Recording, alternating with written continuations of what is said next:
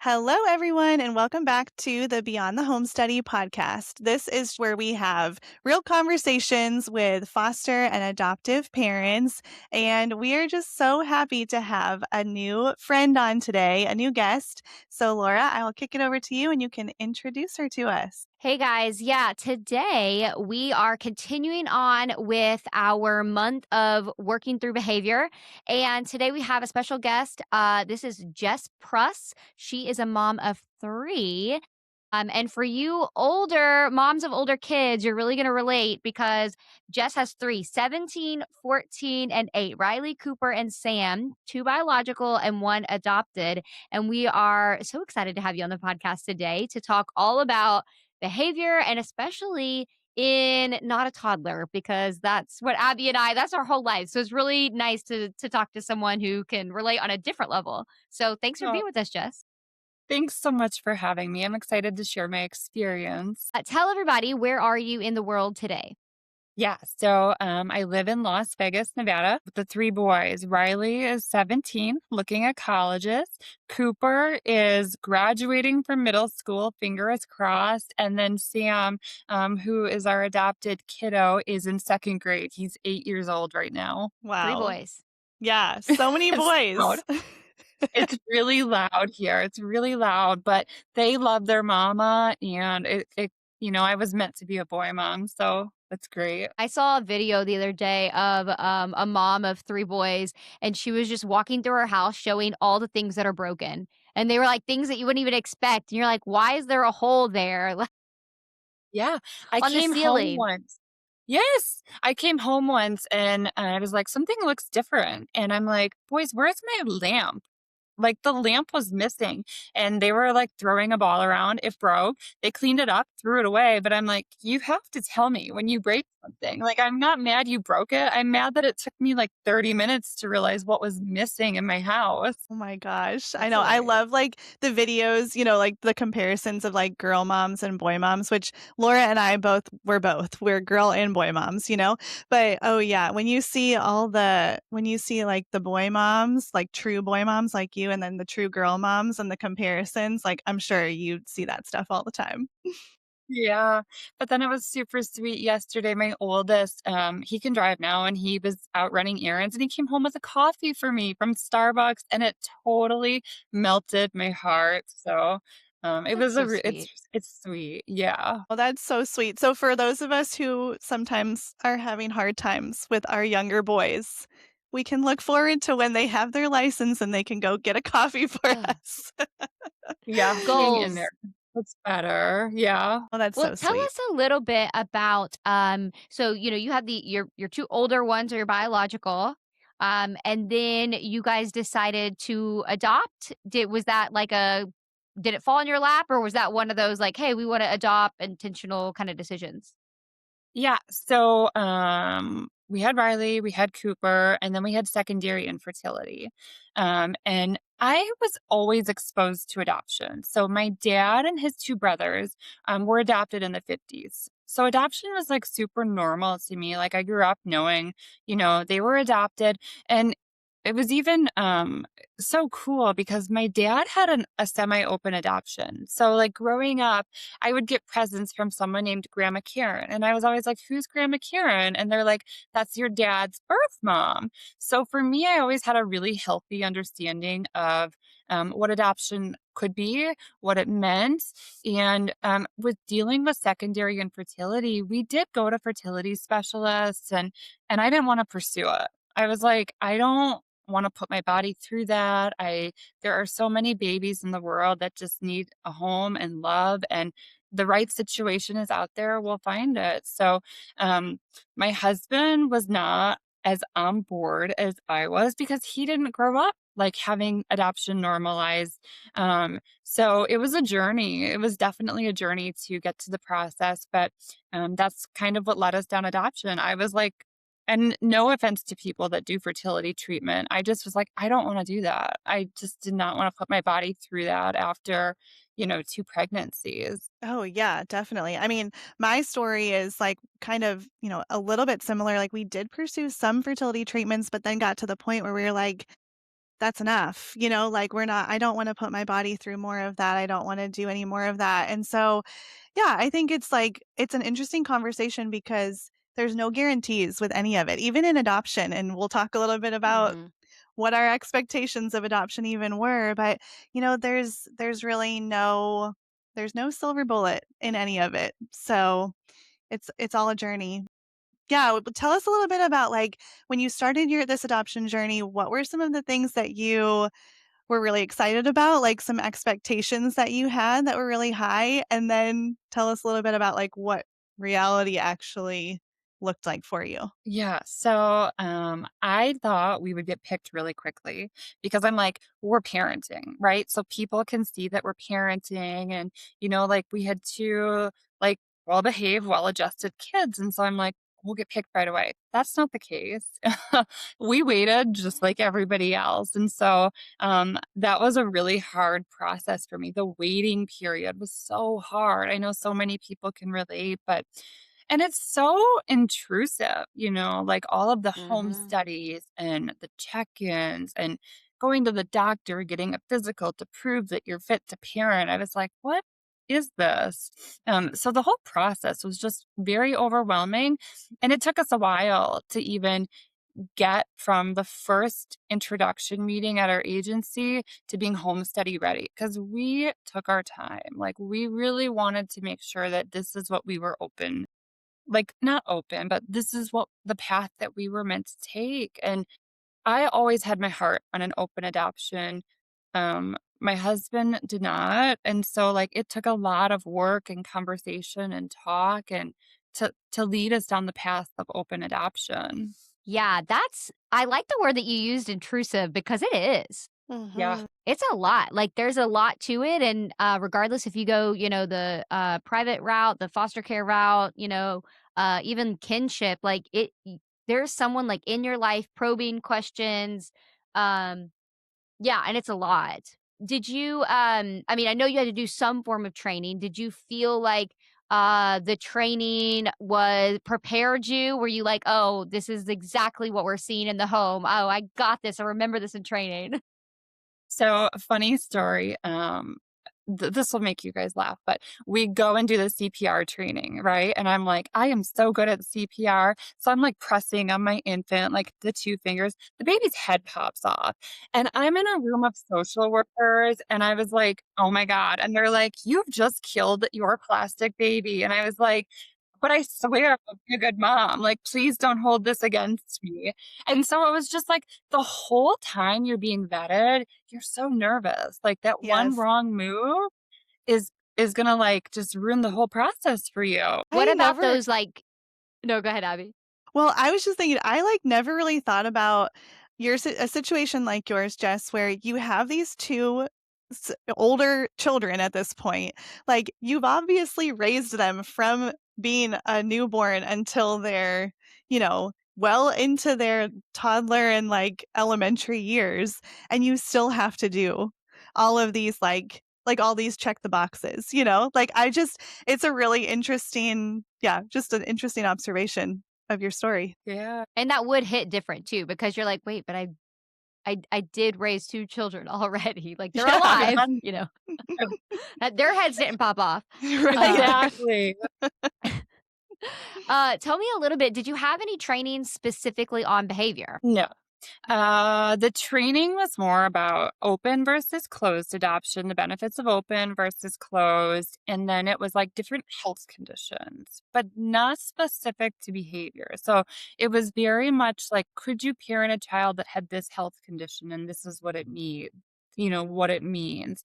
There was never any conversation. And then there was a lot of training about how it feels to be an adopted child, but it was never behavior problem specific or any kind of behavior related specific training. So Interesting. as you were entering into this journey, were you reading on your own? Like, were you reading any books on your own or, like, seeking out any content or anything like that? What I'm trying to get to is, like, did you think that you could possibly have any behavior issues with your adoptive child? Yes, but I thought they would be normal, right? Like the hitting, the the bite, like that every child goes through. I didn't think they Mm, would be to the point where we would have to reach out for help. And like, how would we reach mm. out for help? So I think, yeah, I thought like all kids go through certain phases. We'd have to deal with that and work through it. And every child is different. But it was to the point of we need help with some of these. And I didn't know how to do that at first. Well, that's interesting. Yeah. So when they are like going through these trainings, are they saying like, hey, your child, could have, drug and alcohol exposure, but then like that's it? They're not saying like, but this is what that looks like. Is that kind of Yeah. how that was going? Yeah, exactly. And it was like, how do you parent a newborn, that has been exposed to drug and alcohol? And when Sam came to us, on paper, he was healthy. Like he had no exposure. He was born a little early. He was 34 weeks gestationally. So, he was 4 pounds, but um, was pretty cooked. Um, and he was a really good baby. Like he slept through the night early, he fed well, like he was just a really content little baby. And it was funny, like, we first started noticing, behavior problems when he was probably, like, 13 months, and he started biting. And it wasn't like his brothers. It wasn't like a bite here or there. It was like every day I was getting calls from his daycare saying, "He's bit another kid. You have to come and pick him up." Like, and so the first really behavior problem with him was biting. Um and so, like we thought it was normal. We thought he would outgrow it. I started reading on biting, and he just wasn't outgrowing it. And so that's when I was like, how do I get this kid to stop biting? And that was when I started digging into biting and how is biting a behavior problem. So where did you go from there? Like what did digging in and learning look like for you? So I went to his pediatrician and I'm like, he's biting. And she's like, all kids bite. And I'm like, well, they've asked him to leave the school. Like it got to the point where like he had to go and find another school because they're like, he's biting kids every day, multiple times a day. This school's not a good fit for him. And she's like, it's just normal. And then on top of it, it was COVID. So the kids were so used to wearing masks all the time. And so then, the mask would come down and there would be a bite. And so the doctor's like, maybe it's COVID. Let's just wait and see how he does when masks, aren't really a thing anymore. But I'm like, he can't go to his daycare. I need to find a new daycare. I feel like you're not listening to me. So then I started, searching online. I bought him, they're like a little Lego, silicone Mhm. Lego necklace that you wear. And like the kid can bite that if he feels like biting a kid. So it was like I really felt like I wasn't being heard, and I had to rely on myself to kind of come up with solutions, which was isolating. And on top of it, I think looking back, when you adopt a child, you go through so much scrutiny, and somebody's always in your house looking at things and checking things that you're afraid to say, there's a problem here. Because you don't want it to seem like you're not a good parent for this kid. Yeah, it can really bring out the, like, insecurities of, like yeah, that's a really good point, like, being an adoptive parent makes it that much harder to ask for help Yeah. because you feel like there's more pressure on you. Yeah, I can totally feel that. Did you, like, immediately jump to, this could be because he is adopted or, like, a byproduct of him being adopted, or did that take a while?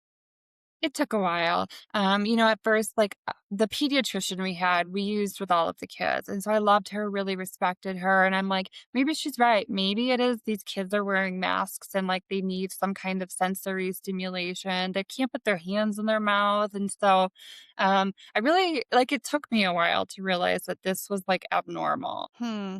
Yeah, that's man, I feel like so many people are gonna relate to that of just I've even felt like that in things in the last couple of weeks in my house of like, okay, just wait it out. Let's just wait it out. Like, okay, let's give it another couple days. Like, I mean, I could give you example on example. And so when you're hearing from a professional of just like all is good, just wait it out, it gives you kind of that almost like a false confidence maybe of, "Okay, I guess we'll just keep waiting," but you as an intuitive mom are like, "No, something else is going on here." So, what happened next? So you buy him this little you buy the necklace, keep sending him to daycare.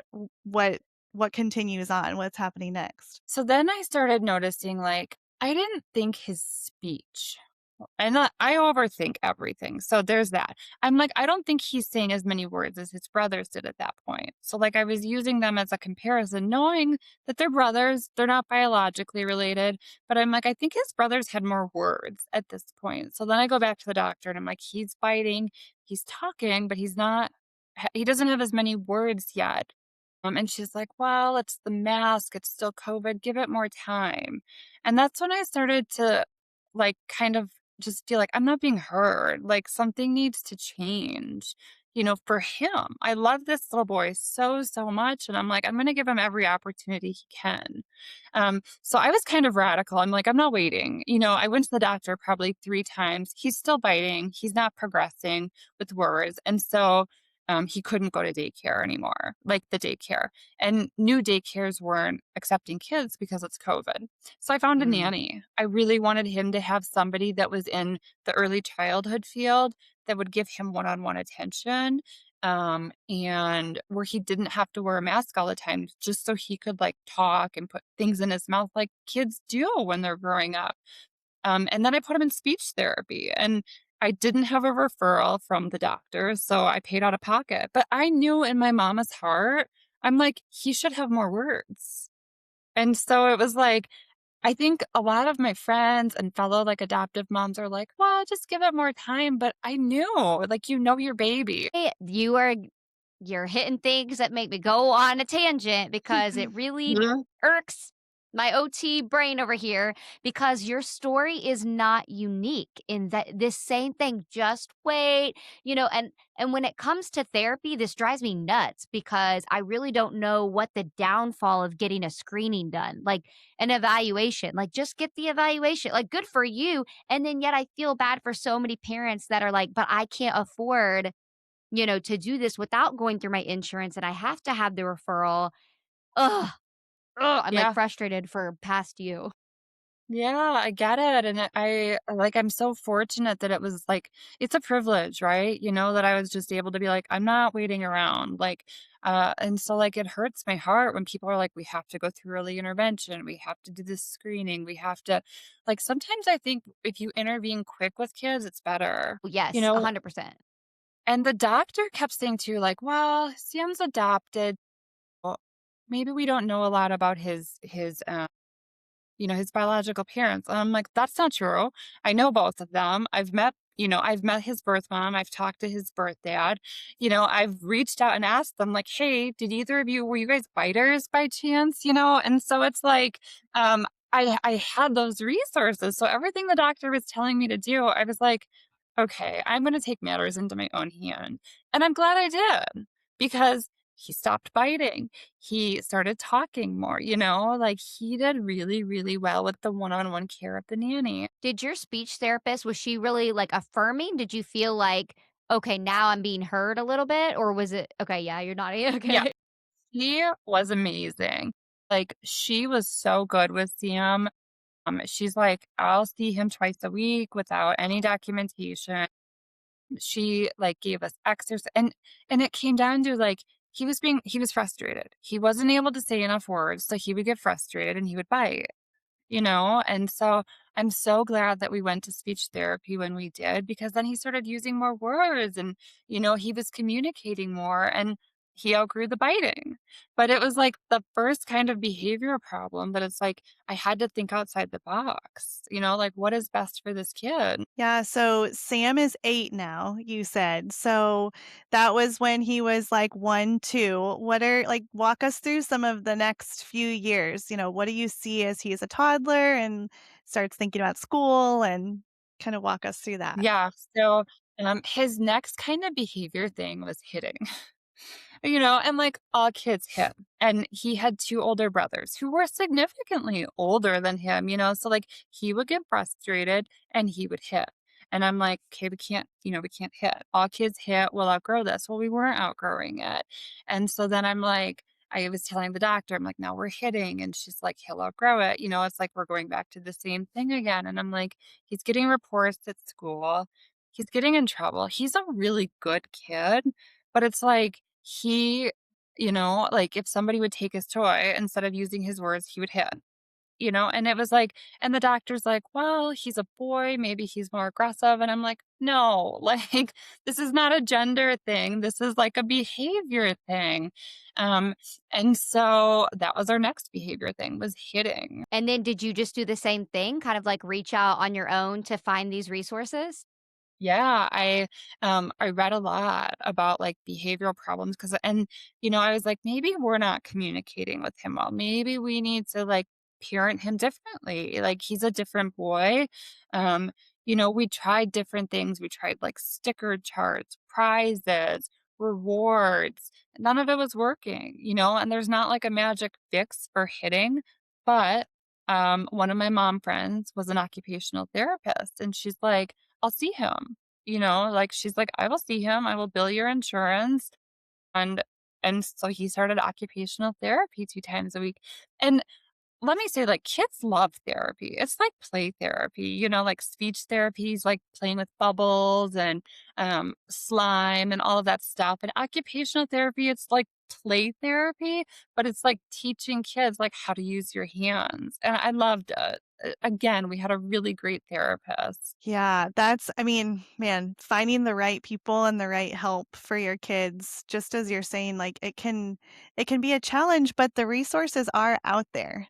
Even just you're Yes. simply asking a friend or asking someone or whatever that might look like. And yeah, I could tell you all kinds of different things that we're in talks of right now with like what can insurance cover? What can this cover? Like there's all these different things and you really have to like become like an investigator to figure some of these things out and like figure out how you can make it happen because it's possible even if it's jumping through more hoops than probably are Yeah. necessary, but it is possible. So he starts occupational therapy, and then does he go to a traditional school for kindergarten? Like, what does it look like as he kinda gets started with school and elementary age? Yeah, so he goes to a public school, and I love his school. His school is like it really is like the best elementary school in Nevada. So we're so fortunate that he gets to go there.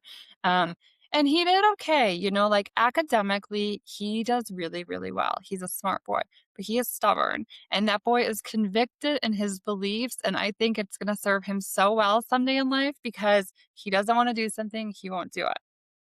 But teachers don't like that, And so, like, um, when, they're like, "It's time to pull out our books," and he's like, "I'm not done doing this yet." And I was like, so, there was the behavior continued, it was like everyone was like, "He's stubborn, he's obstinate," and I think he's convicted in his beliefs, but, yeah, so the behavior problems kind of continued into elementary school. He doesn't hit, he doesn't bite, he's not mean, but if he doesn't wanna do something, he won't do it. And so, I was worried.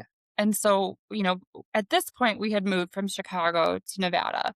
And so we have a new pediatrician, and she was great. She was like, "I'm gonna give it a month, and if he hasn't adjusted in a month, we're gonna talk further intervention for him." So I was like, "Finally, somebody is like listening to me and like taking me seriously." So that was great. It At this point, has anyone, like, really dived into, like, trauma? I know he was how old was he when he was adopted? He was 6 weeks. Okay, 6 weeks old. Yeah, like, is this even, like, a topic of conversation yet? The trauma of being adopted even in 6 weeks? So I brought it up. I brought it up at home. I brought it up to his pediatrician, and everybody was like, "Jess, like, you're overthinking this. He was an infant." And I'm like, I just knew, like when I held him as a baby, like he bonded with me so quickly. But the first time I held him, he was like stiff. And so, like, to me, I was like, okay, like there is some trauma here and we can't ignore it. And it might show up later in life. It might not. Maybe I am overthinking it, but my mom heart, like you have to trust your instincts with kids. And so I kept bringing it up. I was like, I think there might be a trauma, even though he knows who his birth mom is. He sees her, he talks to her. I think there's still like a separation trauma. And so I Yeah. went down a rabbit hole. I started reading all about it. I was like, and I'm like, yes, yes, this is what I'm seeing, and everyone else is like, okay. Yeah, so at what age or, like, which therapy were you in that you kinda started digging into it more yourself and bringing it up with the therapist? Was it all the way back at, like, speech therapy, or did it take a little while to get there? Yeah, I think I was aware of it pretty early on. And I mentioned it maybe when he was like actually before his adoption was finalized. So in Illinois, like you get custody of the baby and then it's like 6 months before like you're legally his parents. And so I did bring it up to the pediatrician early. I'm like, could there be some trauma? And she's like, no, like he was cared for in a nursery. Our adoption agency had an on-site nursery. They were like, there's been no trauma. Like he's never been, but I'm like, emotional trauma, right? Like physically, I know he's fine, but was there like emotional trauma? And they were like, no, no, no. But I never let go of that. Like I always kept that in the back of my head that there could have been some trauma. And so I read about it. I read about it a lot. And I think that's actually how I connected with you guys online was because I was like, I still to this day think about is there trauma because he was adopted. Do you have a favorite book that you've read? We're actually, I don't know, I think, yeah, it's been posted. We're doing a book club this month. But yeah, do you have a favorite book that you have found really helpful? The Body Keeps Score. I love that book. It's so good.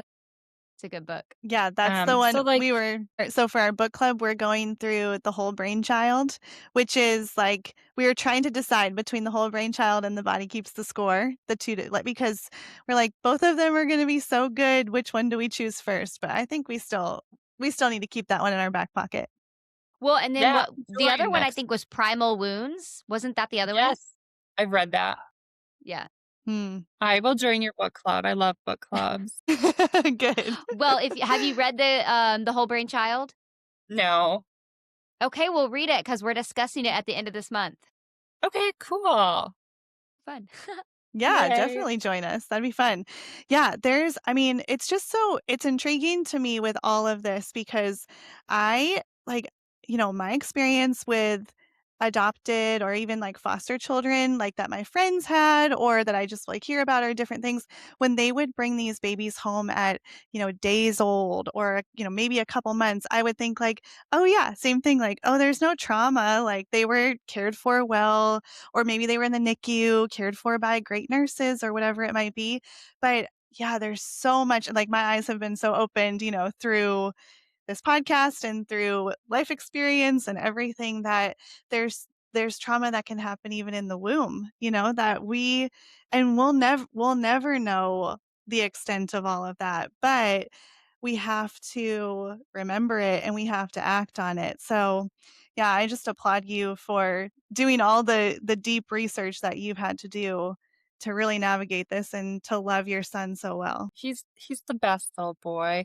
And kind of so then like back to kindergarten. Like in kindergarten, I was like, uh, like he wasn't he's not a bad kid. Like he just like he wouldn't listen or, he would do things his way. And so I was like, I don't know what other kind of therapy we can do. So I found a child therapist, an adoption competent child therapist.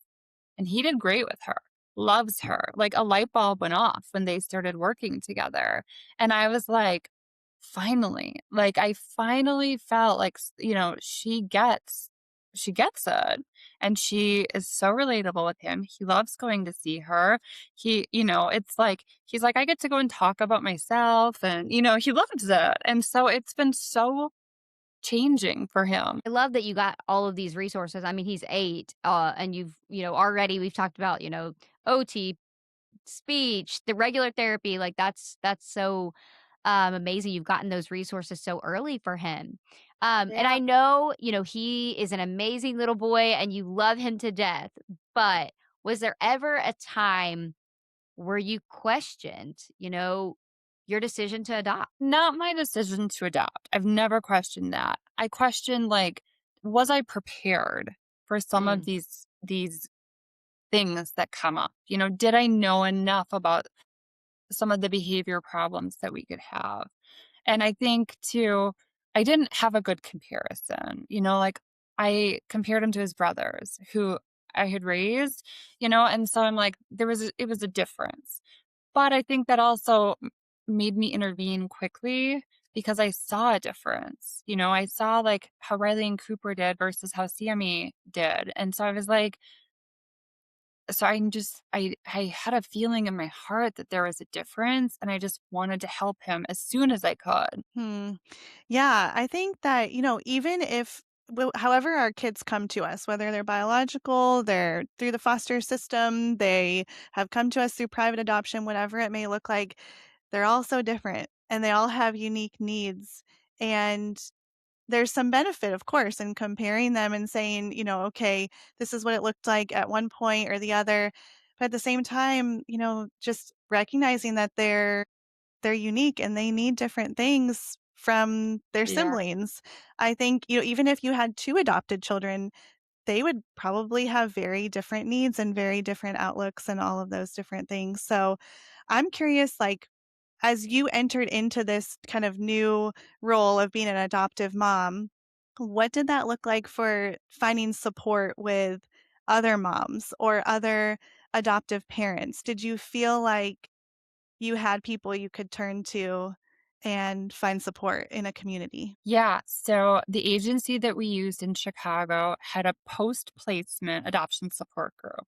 So it was great. It was all of the parents that had adopted babies from the same organization, and like you would just be able to network with people. Like, my kid is this age, kind of experiencing this. It was a great group of moms. They would do meetups. They would send articles. So that was a really cool thing that we had available to us. I'm so grateful for that. And I think it was really good for Sammy to like see other kids that were adopted too. Like, he never felt singled out. He's always, like, adoption is normal. It is. And like, these friends are adopted, these friends aren't. Doesn't matter. You're still loved. Yeah, I mean, and your unique perspective of, like, having been in a family where adoption was normalized, I'm sure really helped with that. Yeah. You mentioned earlier that, when you were first kind of seeking out help and going to the pediatrician that it felt very, isolating. And I know you reached out to the support group and things like that, but how did you kind of work through that feeling of like probably what I'm assuming it is, I feel like I'm crazy. No one's listening to me? Yeah. I think it was, you know, talking to the therapists, like, that made me feel like they were like, yeah, like, his behavior is, he's not it's not on the charts, right? I guess is the best way to say it. Like, he shouldn't be biting this much. He shouldn't be hitting this much. He should be listening more.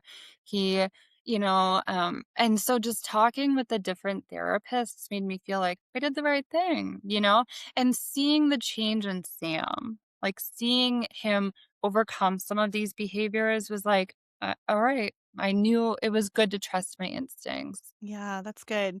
Do you feel prepared now for whatever may come? I mean, he's only 8, so there's still a lot of Yeah. life to come. Like, Yeah. do you feel prepared? Have you kind of read ahead to see like, okay, what do we think is coming next? Like, what does the future look like when you think about it? Yeah. So recently, Sam was diagnosed with ADHD. And that was another battle, right? I'm like, he's not listening in school. Like, he has some impulsive behaviors. And doctors, like, they kept saying, like, he'll outgrow this. He'll outgrow this. And I'm like, he might, but can we? And I didn't want to just medicate. I was like, can we try behavioral changes first? Because I want him to be successful. And right now, like, he's distracted in school by being impulsive or by not doing what he's told. And And so we tried a lot of things. Like I did a lot of research. Changed diet, I would play with him in the morning outside. Like we would go for bike rides or walks in the morning because I'm like, let's burn off some of this extra energy. And there's so much research that's like boys are a little more rambunctious than girls. And so I'm like, doctor's like, maybe he's a boy, maybe it's his age. And it was like pushing. I'm like, I'm not saying medicate him, but just give him the screening. Like, can we just screen him and see how he scores? And so he did score that he has ADHD, and he is taking a medicine right now. And some moms are like, I would never medicate your child. And I'm like, that's good. Then don't. But this is my baby. And, he's doing so well on the medicine. Like, he loves going to school. I actually was in his class on Friday reading a book to the class, and like seeing how well he's doing is so rewarding to me. Like, he was sitting there raising his hand, like, these impulsive, like, he wasn't shouting out answers like he used to, and it was just so cool and affirming for me to see. And so I do think, like, he's got a great teacher this year in 2nd grade, and she loves him. She does a behavior chart for him every day, so we can kind of pinpoint how is he in the morning, the afternoon, and over lunch. And so we kind of track his behavior. And I really think if you advocate for your kids, there will be people there that will help you. Yeah, it sounds like you've had a great experience with, when you've advocated, that I will say from my professional experience, that is not always the case. So I'm thankful that you have Yeah. had really great, yeah, people that have been there for you. Is there a resource that you wish you would have had? I wish there would have been screening earlier. Like, I wish there would have been like um we don't know a ton about his prenatal care, and so I wish there would have been screening earlier on. Or I wish, the doctors would have just taken me a little bit more seriously sooner. Um, but I've learned so much from this, and I've learned how to advocate for my child. And so now it's like, if the doctor is like, well, let's wait, I'm like, I'm not going to wait. So it's like I learned how to speak, or I've just learned how to be a better advocate for him with the schools too. Um, and I think a lot of it was overcoming like feelings of like I'm not doing enough for him. Like I felt so judged in the home study that I never want to appear like I'm not the right mom for this boy. And so I had to let that go. Like, I am his mom. I am the right mom for him. The universe, his birth mom, everybody like picks me to be his mom. So just be confident in that. That's so good. Yeah, I mean, really, before this conversation, I hadn't thought too much about almost that, like, imposter syndrome that a home study can give you of, like, you have passed all the tests, you've done all these things, like, you're ready to go, and I mean, everyone's situation is gonna be so different, right? If you work with an agency, you work with a consultant, you work with, just a social worker, like, whatever it may be, your experience is going to be so different, and I know many, many, many great agencies are trying to educate so much more on the effects of trauma and what behavior may look like and all of these things. And so just add that anyone who's thinking about adopting, add that to your list of things to ask your agency about and what resources can you offer because yeah, I mean, and even still, you could have the best preparation and you may not be prepared for you know, day But 756 of being a mom to this yeah. specific child. You may not, but you at least could have some more of that real confidence of, okay, this is what I need to do, this real advocacy, this is what I need to say, and be able to say, this isn't going how I thought it was going to go. Yeah. I think too, like, it's such an adoption, it is such a journey to get to the baby. And then it's like, you don't think about post-adoption support. Like, you just think like, okay, the baby's here, now like life can move on, but it's not that simple, and even with biological kids, like my biological kids have had behavior issues we've had to deal with too. So I just think it's about just accepting your child for who they are and where they are and just getting them what you can and what they need. Yeah, I agree. That and you're absolutely right. Like every child is different regardless if they're, we need to have that adoptive lens. But we really each child is unique. Um so as we kind of close today, could you leave our listeners with something that you've learned? Like what's a little nugget that you've kind of learned on this journey so far? Oh my gosh, I've learned so much. I think oof, just let love guide you. Like, I love that little boy more than anything, and I would do anything for him. And if that means the doctors think I'm anxious and overreacting, oh well, because I see how he's responded to treatment. I see how he's responded to talk therapy, play therapy. And I don't care if they judge me because all that matters is like his happiness and his well being. And so, you just have to like, you're the parent, trust yourself, trust your instincts is probably my best advice. It's so good. I love that. Let love guide you. Yeah, Yep. that's great. That could be on a shirt if I had a Yeah. business of making shirts. Well, thank you, Jess, so much for being with us today and Yeah. sharing just your journey. For you listeners out there, we have more to come this month. So if anything we said today made you laugh, cry, or feel seen, please share this episode with a friend, and we will see you again next week.